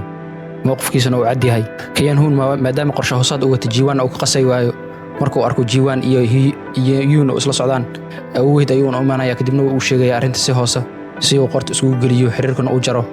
duqasiga waxaan aqsan ay dhankooda soo aadayna kadibna wuxuu arkayaa Jiwan oo meesha taagan kadibna gabadhiisa fiirinayo oo si kalgacayl leh u fiirinayo iyo gabadhiisu aad u faraxsan kadibna farxadaas markuu arko aad u istajinaya sheekadana kor ayuu u baxayaa. dhan kale habeenkii Jiwan aabihiis iyo hooyadiis ayuu u sheegaya inay Yuun wada socdaan arrinka oo aabihiis aad ugu xanaajinaya kadibna uu la dagaalayo halka hooyadiis ay ku farxayso maadaama wiilkeeda qof uu jecel yahay uu helay kuna dhiirigelinayso. Jiwan markaa wuxuu go'aansaday Yuun inuu aroos u soo bandhigto kana codsaday inay guursato tarjiinka ayuu ku balamaynaya. laakiin si walba aad intay u socotay ay waxay kula kulmaysaa in ay aad ugu naxday aragtidiisa isla markiina way ka cararaysaa goob. waxaan halkan ka ogaanaynaa qofku uu yahay Yuun xilligii ay ka shaqay jirtay company habeen kamid ay taleefkeeda ku soo hilmaamaysaa xafiiska kadibna dib ay ugu laabanaysaa. waxayna maqlaysaa iyadoo xafiiska dhex socoto qayli yar markii qolkii ay wax ka yarayeen ay tagto kadibna waxay arkaysaa CEO-ga company-ga oo shaqaalaha mid kamid gabar kamid meesha ku haysto na doonaya inuu farxumeeyo kadibna way soo cararaysaa wayna ka badbaadinaysaa isla markaasna dacwo waxay ka qoraysaa inuu ninkan gabadhaha ku xadgudbo. kadibna CEO-ga oo xanaaqsan ayaa gabadhii uu dhibaateynayay oo Yujo la yiraahdo uu qaylinaya wuxuuna ku kalifayaa dacwada inay la laabanaysaa halka Yuuna shaqada laga ciirinayo iyadoo lagu eedeynayo been abuur iyo inay carqaladeynayso shirkadda magaceeda sumcadeeda inay ka dishaan la rabtay. arrintan ay sababtana shaqadeeda ay ku weysay halka gabadhii dhibaato loo geysanayay ay badbaadinaysana shaqada meel sare loo dalacsiiyey. kadibna wuxuu u daba imaanayaa waalidiinteeda dugtooda isagoo dhibaateynaya kadibna u sheegaya inuu aabaheed xatay tug yahay uguna dhaaranayo kasta yar ee u soo hartaxtay inuu asiga ka qaadan doono maadaama company-giisa dacwo ugu furan tahay iyada. Jiwanna Yuuntii dhalinyarada ahayd uu yaqiinay waxay ahayd mid aad u adag kadibna wax walba oo dhibaato soo wajahay iska celinayso halka Yuuntana arkeen dhibaatada ka hortimid ay ka cararayso aad ayay isku bedesho dabciyan. waxaan arkaynaa iyadoo dib ugu laabanayso message-na u dirayso inay umaakan madaxa xanuunayo laakiin waxayna ogeen waalidiinteeda markay dhintay. Jiwan oo maqlay isla markii uu soo aaday wuxuuna arkayaa ninka marka uu dhibaateynayay aad ayuu ugu xanaaqayaa bahalkan dhibaateynaya gabadha kadibna wuxuu aadayaa Suhan weerar ayuuna ku qaadayaa aad ayay isdagaalayaan labadoodana saldhigga booliiska ayaa lagu xirayaa. hadda waxaan arkaynaa Jiwan iyo Suhan oo kulmay mar kale. Suhan waxa ogaanaynaa inuu yahay Yuri aabaheed wuxuuna halkan u yimid gabadhiisa dagaalka ay gashay isagoo ku marmarsiyahay inuu mar kale Yuun dhibaateeyo madaxna ka galo. Jiwan ayaana markaa runta wajiga ka saaray kadibna wuxuu u sheegayaa inuu wax walba u dhaco inuu asiga toos u umaado oo Yuun marnaba uu la hadli karin farahan uu ka qaaday gabadha. Jiwan markaan Yuun ayuu waynayaa kadibna wuu wacayaa warhayn u sheegaysaa saqafka hore inay saaran tahay isla markaasna uu ka naxaya wuu soo cararayaa maadaama uu xasuusanayo waqtigii saqafka iska tuuri rabeen ninkan aragtidiisa inay dhibaato u keentay ayuu ka cabsanayaa qaladka nolosheeda ay ku gooy rabtana dib u soo celiso. isla markuu goobta soo gaaran hab ayuu siinayaa kadibna wuxuu leeyahay maxaa meeshan ka qabanaysay waxayna u sheegaysaa inay xiisada u goynaysay isla sidii ay sameey jireen waqtigii dhalinyarada ahaayeen ee iskuulka dhigi jireen. waana goobtay ku tusta hadda ka hor warqad ay ku qoran tahay mustaqbalka waxay doonaysaa inay noqoto oo ah gabar aad u dhiiran oo wax walba oo ka hor imaada sharbaha ku qaadata dunida horteeda taa loo qasanna toosin karta. Jiwan warqadaas markuu akhriyo aad ay ugu farxay kadibna wuxuu niyeysanayay gabadha saaxiibtiisa inay mustaqbalka noqon doonto gabar aad u adag geesina ah. waqti xaadirkan Yuun waxay weydiinaysaa sababta uu ilaa hadda u jecel yahay maadaama qofkii waqtigaas ay ahayd ilaa hadda inay ahayn مثلا qofkii aad adkaa oo geesiga ahaa ma ahi ay ku leedahay hadda waxayna isku tilmaamaysaa nacas inay tahay ahantii la ka hortagi karin ninkii dhibaateeyay yaraanteeda waxna ay dhihi karin nafsadeedana difaaci karin. Jiwan ayaa u sheegay waxyaabaha ka cabsatay inaad dib ugu laabato aad ay u wanaagsan tahay wax ceebana maahan ay ku leeyahay anigana qofkii hore ahayd iyo qofka hadda tahwa isku qimid ay tahay ku leeyahay. Yuun ayaa isla markaas ku dhahayso aad ay wanaagsan lahayd waqtiga adkaa ee waqtigaas aan qaadanayay saafkana iska tuuri rabay isla markaasna wuxuu sheegay inuu meeshaas tagnaa garabkeedana aha waqtigaas kadibna waxay diinaysaa isaga inuu yahay qofka badbaadiyay maalinkaas wuuna qaranayaa wuxuu leeyahay waqtigii ugu xumaa noloshiisa ay ahayd waqtiga markaa arko adigoo meeshaas saaran oo iska tuur rabto ilaa haata maalintaas haddaa soo xasuusto aad ay wadnaha ii xanuuna ay ku leeyahay wuxuuna ku leeyahay waa inaad ka fogaataa saqafada suruufyada inaad korto waxayna ku leedahay maalintaas waa inaad iska tusta ii ahayd aad ayaan kugu xiisay kadibna hab ayay siinaysaa iyadoo u mahad celinayso wuxuuna u sheegayaa weligiis inuu garabkeeda ahaana doono oo badbaadin doono wax walba ku dhaco. labaanihi markaan waxay go'aansadeen inay u sheegaan awoowaha xiriirka ka dhaxeeya halka asigana uu sheegayo inuu hore u ogaa uuna yaabsanayo arrinta kadibna wuxuu weydiinayaa waxay qorsheynayaan laakiin Jiwan ayaa u sheegayo inuu kaliya ka doonayo inuu duceeyo wuxuuna ballan u qaadayaa wax walba dhaco inuu mar walba Yuun garabkeeda ahaan doono awoowaha hore iyo ogaa xiriirkooda laakiin kaliya waajibaadka waalidnimada ayuu ku soo baxay uu iska adkeynaya wax. dhanka kale waxaan halkan ka ogaanaynaa khiyaanada aan caadiga ahayn oo Kayan Ho uu sameeyay kadib markuu iibsaday dhammaan guryaha ku hareeraysan dhulka laga fulin rabo mashruuca golofka asigoo u shaqeynayo Jihan aabaheed halka dhibaato ay kaliya ay haysatana waa Jiwan marka wuxuu go'aansanayaa Jiwan abiis inuu waco kadibna uu sheego xiriirka Jiwan iyo Yun u dhaxeeyo iyo inuu awoowaheed duca ka soo qaatay dhankaasna uu xigo oo abiis markan uu ka soo horjeestay mashruuciisna uu ka soo horjeeday inuu halka ka fuliyo wuxuuna Jiwan abiis kala dhacsiinaya inuu Dubai dib ugu celsho maadaama qodaxda ku taagan ayaga uu yahay dhan kale Yun markan kalsooni ay isgelinaysaa kadibna waxay doonaysaa inay meel iska saarto Suha oo wicitaan ku laayay waxayna doonaysaa markaan in la kulanto intaan la kulmin ka hor waxaan arkaynaa Suha oo la doodayo gabadhiisa Yuri gabadhiisa ayaan ku eedeynayso inuu hooyadeed qiyaamay gabar iyada da'deeda camal ah aadna ay u xishoonayso inay aabba u tilmaamto qof noocaan ah markii ay kulmaan Suhana sheekadiisa ayuu meesha ka sii wadaya kadibna wuxuu leeyahay maadaama aad waqti intaasoo sano aad wicitaankeeda ka dhudhumanaysay waxaan doonayaa markaan face to face inaan kuu sheego waxaan rabo halka Yun ay ku jawaabayso idana inay aad u doonayso wuxuu doonayo iyo inuu wili awood iyo lacag ku tiirsan yahay si uu u dhibaateeyo dadka masaakiinta ay ka hooseeyo laakiin waxay ogaadeen in leeyahay inaan qof aad u sii xun noocaas aad naqatay maadaama gabadha la faco yar aad gaadgaadayso sida darteedna gabadhaada waxay ka xishoonaysaa inay aab ku dhahdo maadaama war uu waxba ugu qaadeen markaan inuu fahmay wuxuu isku dayaa markaan inuu gacan u qaado isla markaasna Jiwan ayaa goobta ka soo gaarayo kadibna daawadiisa ayuu siinayaa oo uu garaacayaa maadaama ninkan cudurka uu qabo ay tahay inuu dadka faduuliyo daawadiisana ay tahay in la jocosho kadibna wuxuu yahay meesha uu cadeynayaa Jiwan kaliya loogu simaayo oo markuu soo baxay macallimiin oo maqlay arrintaas u dhacday ee jalaaf u xaray kadibna gacanta uu sii rogsanayo Yuna markaan saaxiibkeeda iyo dhaawac gaari ka daaweynaysaa dhanka kale waxa arkaynaa tijarmiin oo la hadlayso Mr. Han wuxuuna u sheegayaa inuu mar dhow ogaaday inay gabadhiisa tahay Heisu maadaama hooyadeed oo uurkeedana u sheegin ay ka tagtay kadibna cunugteeda ay iyada korsatay iyadoon u sheegin marnawna uu ogaaday in gabar loo dhalay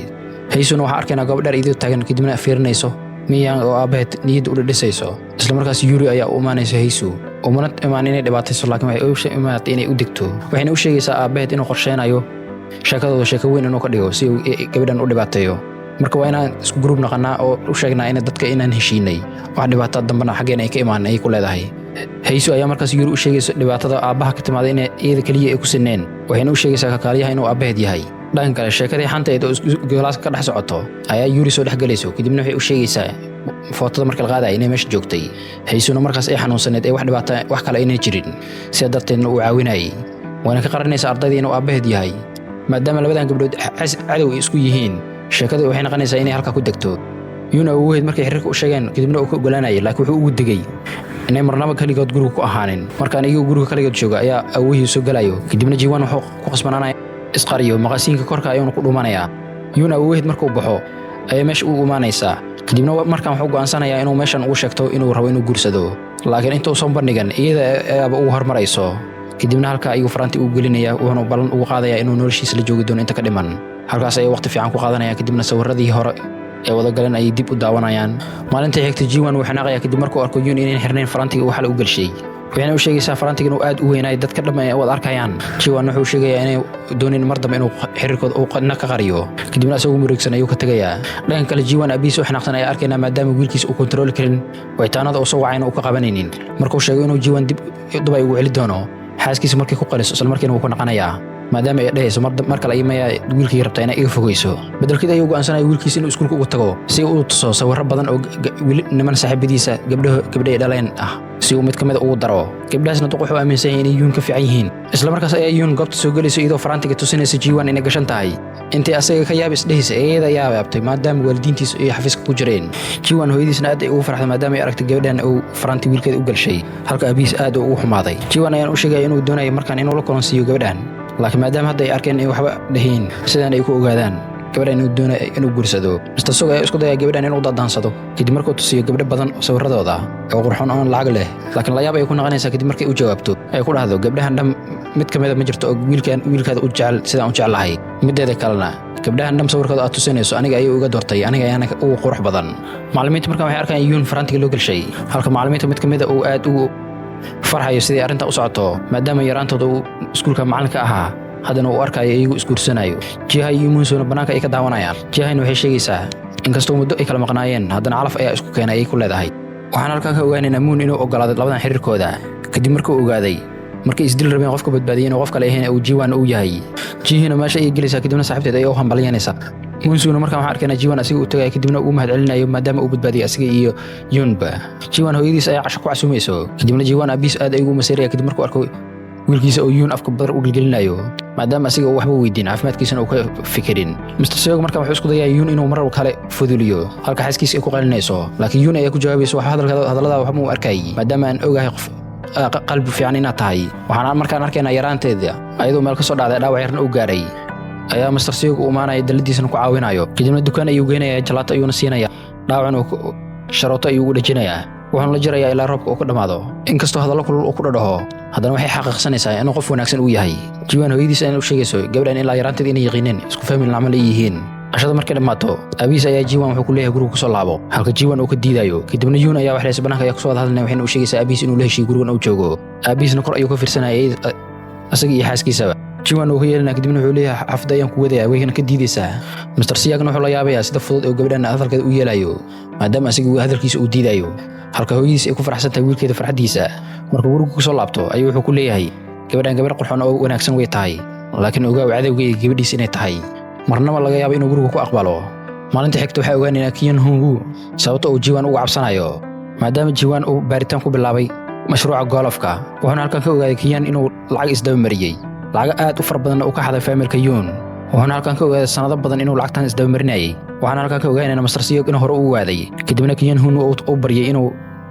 ciidamada u gudbin arrintiisa. wuxuuna u sheegayaa inay waxba ka gelin maadaama lacagta uu xaday ay markii hore ay lahaayeen Heriyon,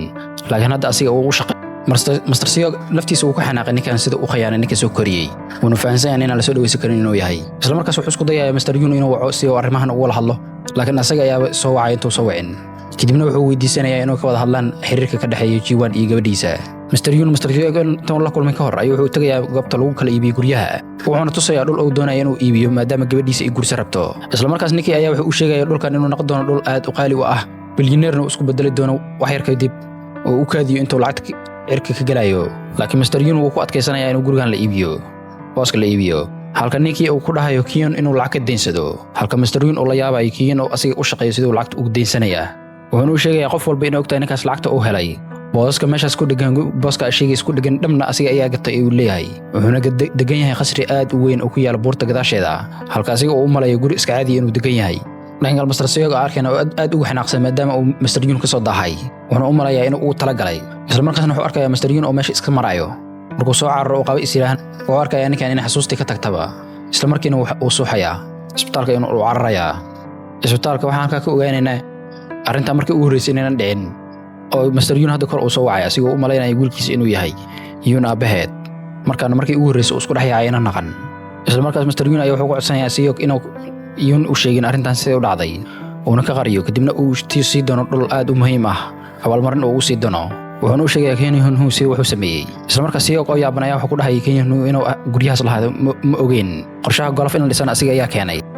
Siogna markaan xisaabta ayuu isku dhufsanayaa, kadibna wuxuu ogaanayaa Kian Hu inuu dhammaantood khiyaanay si uu milyaneer u noqdo. markaa Muuse guriga markuu imaado wuxuu arkayaa awowihii oo koodh qaldan guriga ku celcelinayo, halkan ayuu wuxuu ka ogaanayaa dhibaato xasuusta ah inay haysato. kadibna wuxuu isku dayaa inuu gabadhiisa u sheego inuu ka dhadhacsiiyo, halka Mr. Yun uu diidayo taas, laakiin taleefankiisa ayuu GPS ku xirayaa si loo ogaado meesha meeshuu jiro haddii ay wax qaldamaan. islaameenkaas waxaa arkaynaa Jeho oo Yun ku wareejinayo dokumentiyadii guriga iyo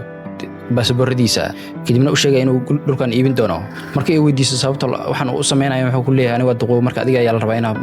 mas'uuliyadda howlahan la wareegto maadaama aad guursanayso. Yun waxay ku adkaysanaysaa inaad waqti xaadirkan guursanaynin, halka asiga uu leeyahay inta caafimaad qabo inaad guursataa si aan meesha kuu geeyo. dhanka kale waxaa arkaynaa Jiwan oo cadeymihii Kian Hu soo aruuriyay, kadibna aabihiis tusinayo. Kian Hu Yun aabaheed markuu dhintay ilaa hadda wuxuu aruursanayay lacag boos badan ayuu iibsaday. booska intuu iska iibiyay ayuu golfka dhulka laga dhisay geesihiisa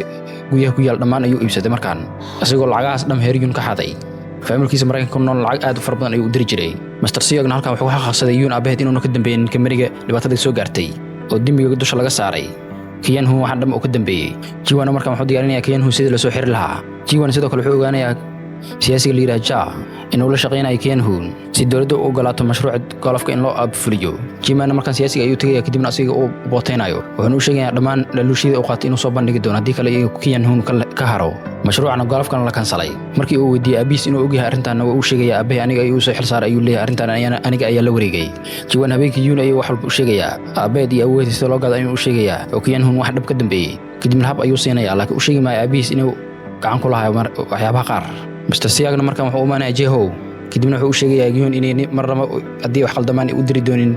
isbitaal ee asiga inuu u diro haddii ay wax qaldamaan isbitaalka dadka waayeelada lagu xanaaneeyo. Siyogna Jeho wuxuu u sheegayaa Kiyan-hun inuu lacag xadida bilaabay intuu wiilkiisa noolaa, wiilkiisa dhimashadiisana wax kale ay ka dambeeyeen ee arrintan ay ka dambayso. Kiyan-hun uu dilay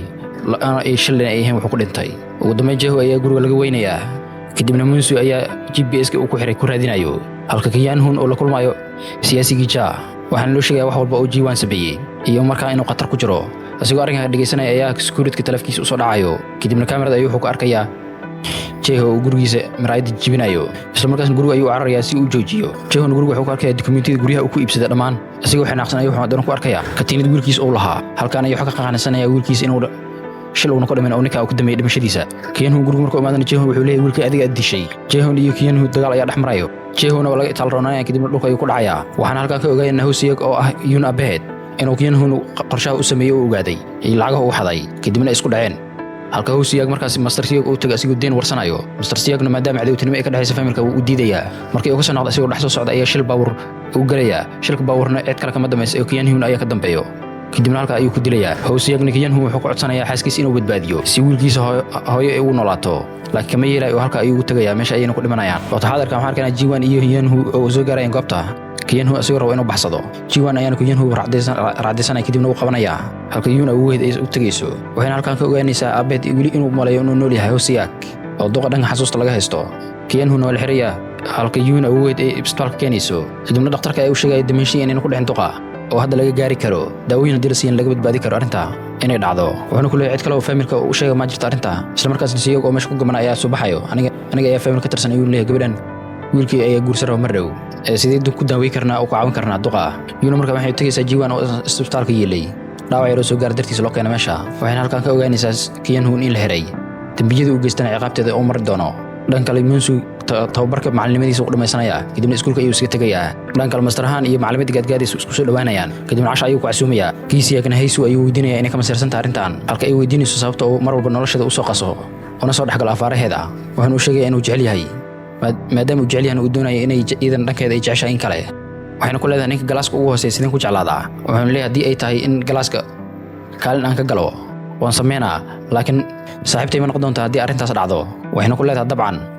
haa. Yun awogeed xabsiga ayuu tagayaa Kiyan-hun, kadibna wuxuu ku leeyahay saacaan laga bilaabo wiilkayga ma tigid oo xiriirkan halkan ayuu ku go'ay. markuu ka tago ayuu Master Siyag waddada kula kulmayaa. Siyag ayaan cafis weydiisanaya maadaama wiilkiisa uu deen ka soo doontay uuna diiday. wuxuuna ku leeyahay wax dhibaato ma la taas oo wax qaladana kuma lihid. saacadda laga bilaabo dagaalkeennii horena waa inaan halkan ku hilmaana ayuu ku leeyahay. Jiwan iyo Yunna garabkooda aan istaagnaa. Jihayna markaan Yun ayay waxay u sheegaysaa wax walba ay samaysay. Yunna saaxiibteed maadaama ay ka shalaysan tahay waxyaabaha ay samaysay way iska cafinaysaa. iskuulkana waxaan arkaynaa Haysu oo Geesiya ku casuumaysa library inay wax iskula bartaan. Geesiyagna aad ay u farxaya arrinkan, wuxuuna ku leeyahay waa iga taxdiraysaa waqtigan laga bilaabo u jeedaa. Yumi ayaan dhexda ka soo galayso, waxayna ku leedahay aniga ayaa iga dhuminaysiin soo maahan. Yuri ayaana waddada ku arkaya, kadibna gruubkooda ayay ku darayaan, aad ayayna ugu farxsantahay inay ku biirto. dhan kale waxaan arkaynaa golofka in la kansalay oo mashruuc kale oo Jiwan ku bedelay oo ah back kana lacag badan magaaladan ugu fiican dhanka horumarka magaalada. laakiin wuxuu ku qasban yahay inuu New Zealand bil ku soo maqnaado. lamaanihii markaan ayagoo kala xun ayay kala tegayaan, safar ayuuna galayaan. markaan waxaan arkaynaa lamaanihii ayagoo telefoon ku wada hadlaayo sida lamaana kala maqan ay u sheekaystaan camal u sheekaysanayaan. markaan waxaan arkaynaa Yun oo tagayso meesha sanadka cusub meesha ay yaraanteeda ay ku sugi jirtay, ayadoo niyeysanaysa markaan inuu asiga u imaan doono. isla markaasna Jiwan ayaa telefoon soo diraayo, wuxuuna ku leeyahay inuu joogo isla goobta. wayna soo cararaysaa, hab ayayna siinaysaa. waxay weydiinaysaa sida dhaqsada uu ku soo laabtay, wuxuuna ku leeyahay maadaama yaraantaada meeshaan ay igu weysay, haddana ma doonayn mar labaad inaad igu weyso. lamaanihiin markaa ballan waxay iskaga qaadayaan noloshooda inta ka dhiman inay isla joogi doonaan, ayna kala fogaa doonin. isla markaas maradigeedu oo ballanta u qaaday inuu siina doono waqtigii yaraantooda ahayn ayuu siinayaa. lamaanihiis jeclana halkan ay isku helayaan. daraamadeenna halkan ayay noogu og tahay. waa inoo daraamada xigta. asalaama.